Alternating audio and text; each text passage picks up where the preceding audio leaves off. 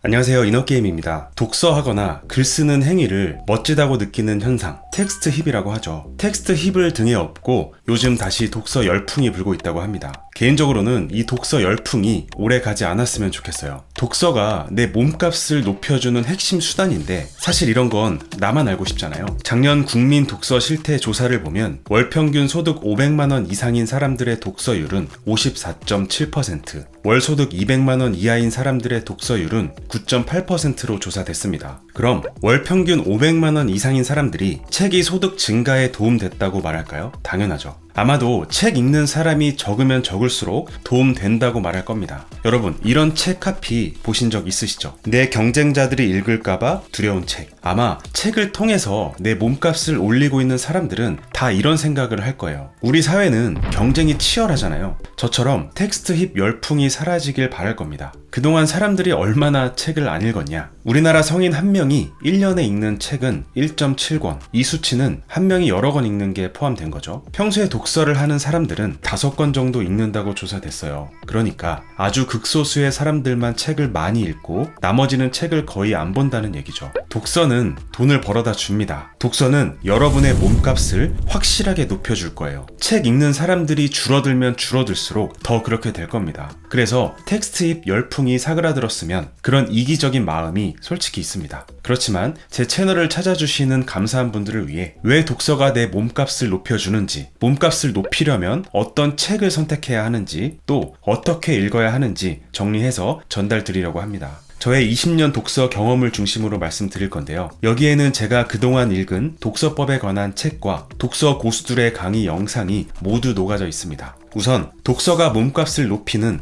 4가지 이유를 말씀드려 볼게요. 첫 번째 이유는 초보가 준 전문가로 가는 가장 가성비 좋은 선택이기 때문입니다. 이 얘기를 하기 전에 꼭 책이어야 하냐? 요새는 유튜브에도 좋은 지식이 많고 영상은 더군다나 공짜기 때문에 더 가성비가 좋은 것 아니냐? 그러니까 굳이 책이 아니어도 된다. 이렇게 생각하시는 분들 있으시죠? 한때는 저도 그렇게 생각했는데요. 유튜브 채널을 1년 넘게 운영해 보니까 꼭 책이어야겠더라고요. 영상을 만드는 입장에서는 흥미 위주로 만들 수밖에 없습니다. 어려운 내용도 다 빼야 되고요. 영상 길이도 길면 안 되죠. 재밌고 쉽고 짧게 얘기할 수 있는 것들만 영상으로 만들게 됩니다. 책 저자가 전달하고자 하는 지식이 10이라면 1도 전달하기 어려워요. 영상을 보는 사람 입장에서 보면 그렇게 전달받은 아주 단편적인 내용도 내 생각이 개입되거나 지식을 묵힐 틈이 없죠. 뇌를 그냥 스쳐간다고 해야 할까요? 너무 빠르게 휘발됩니다. 책은요, 1부터 10까지 저자가 전달하고자 하는 지식 전체를 논리적이고 체계적으로 전달받으면서 내 생각을 정리하고 활용점을 찾고 한편으로는 비판할 수 있는 시간이 충분히 주어집니다. 제대로만 읽는다면 뇌에 꾹꾹 눌러 담을 수 있죠. 왜 영상이 아닌 책이어야만 하는가? 이에 대해서 이동진 평론가가 정말 멋있는 비유를 남겼습니다. 영화는 말하자면 술 같은 거고 책은 물 같은 것이다. 책은 우리를 좋은 의미에서 차갑게 만들어주고 영화는 우리를 좋은 의미에서 뜨겁게 만들어준다. 그런데 이성은 기본적으로 차가운 것이다.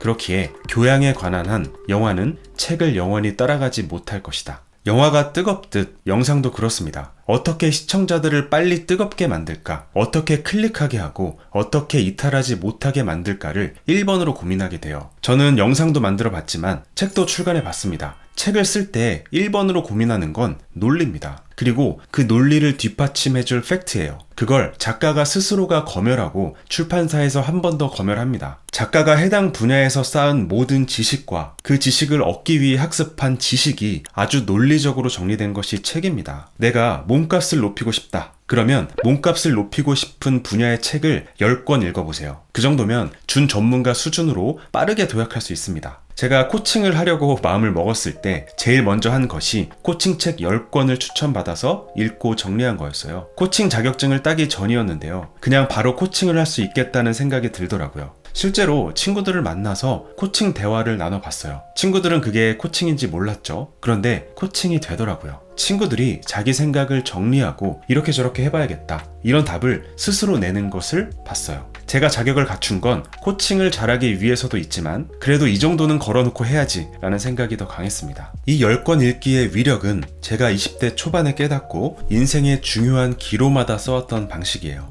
내가 회사든 개인 사업을 하든 온라인으로 뭔가를 판매하는 일을 하고 있다고 해볼게요. 늘 해오던 방식을 답습하는 사람과 해외에서 수천억을 벌어다 준 이미 검증 끝난 마케팅 방법을 정리한 책, 러셀 브런슨의 마케팅 설계자라든지 알렉스 홀모지의 1억 달러 오퍼라든지 이런 책을 읽고 내 판매에 적용한 사람들의 매출은 얼마나 달라질까요? 의외로 내가 속해 있는 분야의 책을 한 권도 안 읽어보고 그냥 하는 일을 쳐내기만 하는 사람이 많습니다. 읽은 사람과 읽지 않은 사람의 차이는 계속 벌어질 거예요. 10권 말고 20권 읽으면 어떻게 될까요? 100권을 읽으면요. 실제로 저는 코칭과 관련해서 그렇게 하고 있습니다. 저는 항상 제 코칭이 1억짜리라고 말합니다. 자격을 따는 데만 이미 1,500만 원 이상이 들었고요. 8년간 강의, 코칭으로 쌓아온 경험, 거기에 제가 읽은 수백 건의 책이 전부 코칭 프로그램에 녹아져 있어서 그렇습니다. 저한테 코칭을 받으시는 고객분들도 그걸 인정해줘요. 그래서 코칭을 받으신 분들 중 2명 중 1명은 꼭 가족, 친구, 동료를 소개시켜줍니다. 여러분은 어떤 분야의 전문가가 되고 싶으신가요? 그 분야가 내 재능 영역 안에 있다면 책 10권 읽기부터 시작해보세요. 왜 재능 영역에 있다면 이라는 조건을 붙였는지는 제 채널을 오래 봐오신 분들은 아실 거예요. 자, 독서가 몸값을 높이는 두 번째 이유. 독서는 가치 생산을 위한 인내력을 키워줍니다. 한동안 숏폼 영상을 많이 보다가 지금은 거의 보지 않습니다. 자극이 센 정보가 하루에 몇십 개씩 들어오다 보니까 뭐라 해야 될까요? 온갖 쓰레기로 뇌에 찌꺼기가 끼는 느낌? 깊이 생각이 필요하거나 아무 생각 없이 쉬고 싶을 때도 그 정보들이 계속 머릿속에서 시끄럽게 떠들더라고요. 물론 좋은 내용의 쇼츠도 많은데 보통은 영상이 랜덤으로 오잖아요. 폭력적이거나 자극적이거나 봐봤자 하등 도움되지 않는 컨텐츠가 나오면 그냥 넘기면 되는데 그게 잘 안 되죠. 또 그렇게 짧은 영상에 익숙해지다 보니까 한 군데 길게 집중하는 능력이 현저하게 떨어지는 걸 느꼈습니다. 책도 잘 안 읽히고 심지어 긴 영상도 못 보겠더라고요. 우리가 소비자가 아닌 생산자가 되려면 가치 있는 것을 만들어내야 합니다. 가치를 만들려면 긴 시간 동안 몰입해서 사고하고 그 생각에 형태를 부여해야 돼요. 어려운 문제에 직면해야 하고 꼬여있는 걸 풀어내야 하고 느린 전개에 익숙해져야 합니다. 그런데 숏폼에 중독되면 그 능력이 떨어집니다.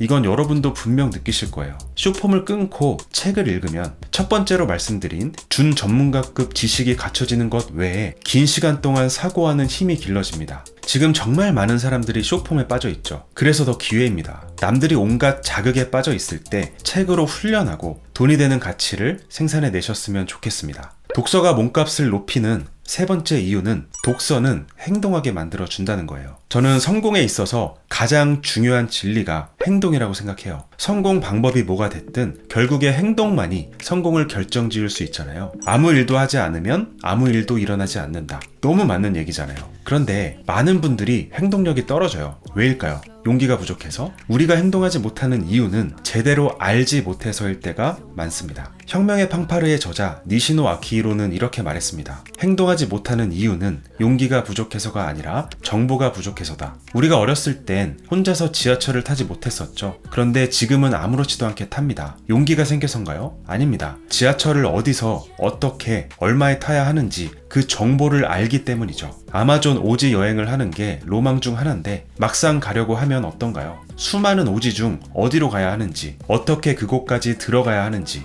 가서 누구와 접촉해야 하는지 갈 엄두가 안 나죠. 거기에다가 독이 있는 벌레에 물리면 죽을 수도 있다고 하니까 용기도 나질 않습니다. 그런데 아마존 오지 탐험에 대한 정보가 A부터 Z까지 다 있다면 어떤가요? 독이 있는 벌레가 있긴 하지만 이런 예방접종을 미리 하면 괜찮다. 이런 정보가 있다면 어떤가요? 그러면 자연스럽게 우리는 행동하게 됩니다. 우리가 행동하지 못하는 이유는요, 용기가 없어서가 아니라 정보가 없어서입니다. 내가 지금 어떤 일을 해내야 하는데 아무런 행동도 하지 못하고 있다? 책 속에서 정보를 찾아 모아보세요. 이럴 땐 실용적인 책이 좋겠죠. 얕은 수준의 정보면 유튜브에서도 충분히 정보를 모을 수 있습니다. 정보가 모이면 용기는 필요 없습니다. 정보가 모이면 비로소 발을 뗄 수 있습니다. 독서가 몸값을 높이는 마지막 네 번째 이유. 실제로 독서는 사람의 소프트웨어 전반을 업그레이드 해줍니다. 독서는 인지 능력을 향상시킵니다. 창의력과 사고력을 증진시키고요. 정신적 노화를 늦추고 치매를 예방하고 IQ를 높이고 공감 능력을 향상시켜줘요. 이런 연구 결과는 너무 많아서 셀 수도 없습니다. 이걸 일일이 짚고 가기엔 영상이 너무 길어지고 지루해질 것 같아서 여기에서 끊고 지금까지 말씀드린 독서가 몸값을 높이는 4가지 이유를 정리해 보겠습니다. 첫째, 내 분야에 준전문가급 지식을 갖추게 해줍니다. 둘째, 어려운 문제에 직면할 수 있게 해주고 그 문제를 해결하려면 긴 시간 동안 몰입해서 사고하는 힘이 필요한데 독서가 그 힘을 길러줍니다. 셋째, 정보를 갖춰서 발을 뗄 수 있게, 행동할 수 있게 해줍니다. 넷째, 인지 능력, 창의력, 사고력, IQ, 공감 능력을 높여주고 치매와 노화를 늦춥니다. 뇌 능력을 향상시키는 거죠. 정리가 됐죠? 자, 그럼 어떤 책을 골라야 할까요? 책을 잘못 고르면 이렇게 독서가 좋은 줄 알면서도 습관으로 만들기 어렵습니다. 어떤 책을 골라야 하는지, 그리고 어떻게 읽어야 진짜 내 몸값을 높일 수 있는지 다음 영상으로 찾아오겠습니다. 오늘도 이너게임에서 승리하는 하루 보내십시오. 감사합니다.